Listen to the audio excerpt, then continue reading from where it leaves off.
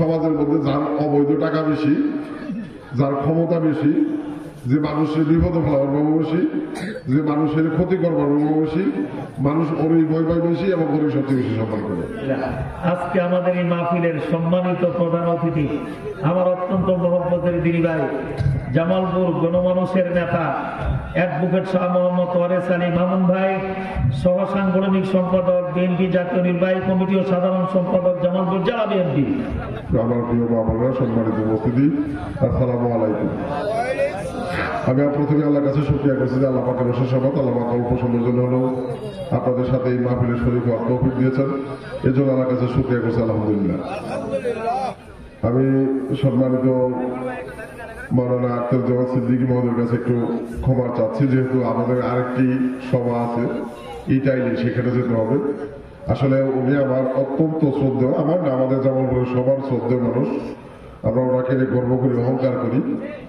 ওনার মাঝখানে কথা বলা আসলে আমার কোনোভাবে উচিত না, যেহেতু আরেকটি সবাই যেতে হবে, এই কারণে আসলে একটু সময় চেয়ে নিয়েছি। আমি সংক্ষেপে দু চারটি কথা বলে আমার বক্তব্য শেষ করব।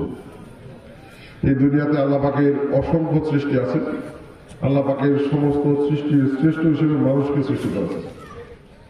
নিঃসন্দেহে আমরা এই দুনিয়াতে সবচেয়ে বেশি ভাগ্যবান যে আল্লাহ পাকের সমস্ত সৃষ্টির শ্রেষ্ঠ হিসেবে আমরা দুনিয়াতে আসার সুযোগ পাইছি। কথা ঠিক না?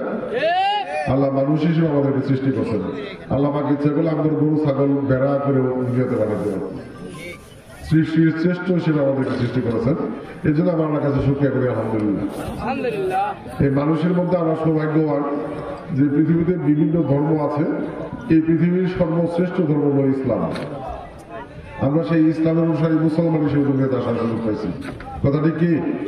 এর জন্য আমরা আমার কাছে শুকরিয়া করি, আলহামদুলিল্লাহ। এই মুসলমানের মধ্যে আমরা সবচেয়ে বেশি ভাগ্যবান যে আমরা আমাদের প্রিয় নবী, শ্রেষ্ঠ নবী, শ্রেষ্ঠ নবীর উম্মত হিসেবে দুনিয়াতে আসার সুযোগ পাইছি। যে নবী অঙ্গীকার করছে যে তার উম্মতদেরকে বেহেশতে না নিয়ে উনি বেহেশতে যাবেন না, এটা আমাদের জন্য চরম সৌভাগ্য। কথা ঠিক না? এর জন্য আমরা আমার কাছে শুকরিয়া করি, আলহামদুলিল্লাহ। এখন আমি একটু প্রশ্ন করি যে আমরা যারা এই মজলিসে উপস্থিত বা যারা শুনছি, আমরা যদি নিজেদের বিবেকের কাছে নিজেই একটু প্রশ্ন করি যে দুনিয়াতে আল্লাহর সৃষ্টির শ্রেষ্ঠ সৃষ্টি মানুষ, এই শ্রেষ্ঠ সৃষ্টি মানুষের মধ্যে শ্রেষ্ঠ ধর্ম ইসলামের অনুসারী মুসলমান, এই মুসলমানের মধ্যে শ্রেষ্ঠ নবী হযরত সাল্লাল্লাহু উম্মত আমরা। আমাদের জীবনটা যত সুন্দর হওয়ার কথা শ্রেষ্ঠ সৃষ্টি হিসেবে, শ্রেষ্ঠ ধর্ম ইসলামের অনুসারী মুসলমান হিসেবে আমাদের যে জীবনটা যে পথে পরিচালিত হওয়ার কথা, আমাদের সমাজ আমাদের পরিবার যত সুন্দর কথা, যে পথে পরিচালিত হওয়ার কথা, আমরা কি আসলে ওই পর্যায়ে যেতে পারছি? আমার কাছে মনে হয় না।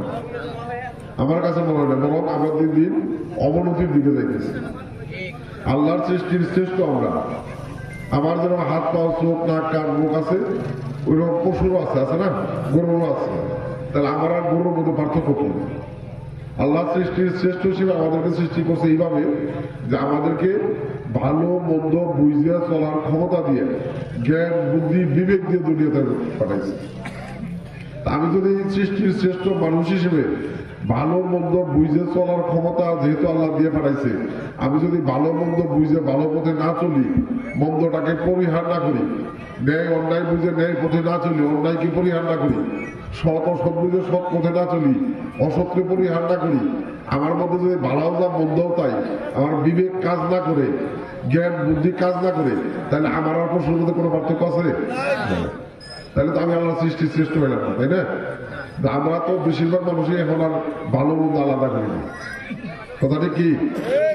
আল্লাহর সৃষ্টির শ্রেষ্ঠ হিসেবে আমাদের দায়িত্ব হলো মানুষ হিসেবে আমাদেরকে সঠিক পথে, সৎ পথে, ভালো পথে চলা, মানুষের উপকার করা, সমাজের উপকার করা। কথাটি ঠিক থাকলে কি আমরা রাজি আছি? আমাদের বন্ধুগুলো সংশোধন করে আমরা মানুষ হিসেবে সঠিক পথে চলতে রাজি আছি?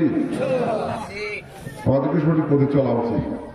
আমরা ছোটকালে ছাত্র জীবনে দেখতাম যে সমাজের মধ্যে যে মানুষটা শিক্ষিত, যে মানুষটা সৎ, যে মানুষটা নম্র ভদ্র, মানুষের সঙ্গে ভালো ব্যবহার করত, মানুষ মন থেকে মানুষটার পছন্দ করতো এবং মন থেকে মানুষটার সম্মান করত। কথাটি কি?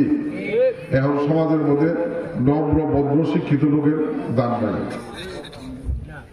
এখন মানুষ সমাজের মধ্যে যার অবৈধ টাকা বেশি, যার ক্ষমতা বেশি, যে মানুষের বিপদে ফেলাবার ভালোবাসি, যে মানুষের ক্ষতি করবার ভালোবাসি, মানুষ ওরই ভয় পায় বেশি এবং ওরই সবচেয়ে বেশি সম্মান করে।